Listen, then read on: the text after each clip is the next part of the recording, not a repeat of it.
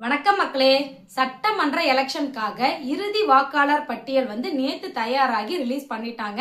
எல்லாத்தினாலையும் ஆன்லைன்ல உங்களால பாத்துக்க முடியும் உங்க பேர் இருக்குதா இல்லையாங்கிறத. SIR ப்ராசஸ் மூலம் நிறைய லட்சக்கணக்கான மக்களோட பேரை ரிமூவ் பண்ணிட்டாங்க நம்மளோட எலெக்ஷன் கமிஷன். ஸோ நீங்க நிறைய பேர் ஓட்டு போட முடியாம போயிருக்கலாம், உங்க பேர் வந்திருக்கா வரலையா அப்படிங்கிற டவுட் இருக்கலாம். நீங்க ஆன்லைன்லயே செக் பண்ணிக்க முடியும். பேர் இருக்கிறவங்க எல்லாம் இந்த வருஷம் 2026 சட்டமன்ற எலெக்ஷன்ல ஓட்டு போட முடியும். ஒருவேளை உங்க பேர் இல்ல, நான் செக் பண்ணி பார்த்துட்டேன், நீங்க ஜஸ்ட் வெறும் ஆன்லைன்ல போயிட்டு உங்க பேர் இருக்கான்னு சொல்லி செக் பண்ணி பார்த்துக்க முடியும். போன்ல, லேப்ல, இந்த மாதிரி கம்ப்யூட்டர் சென்டர்ல போய் போனீங்கன்னா உங்களுக்கு பார்த்து சொல்லிடுவாங்க. இந்த இறுதி வாக்காளர் பட்டியல்ல உங்க பேர் இல்ல, எனக்கு என்ன பண்றதுன்னு தெரியல, நான் ஓட்டு போட முடியாதா அப்படின்னு யோசிக்கிறவங்க கவலைப்பட தேவையில்லை. உங்க எல்லாத்துக்கும் மறுபடியும் ஒரு வாய்ப்பு கொடுத்துருக்காங்க.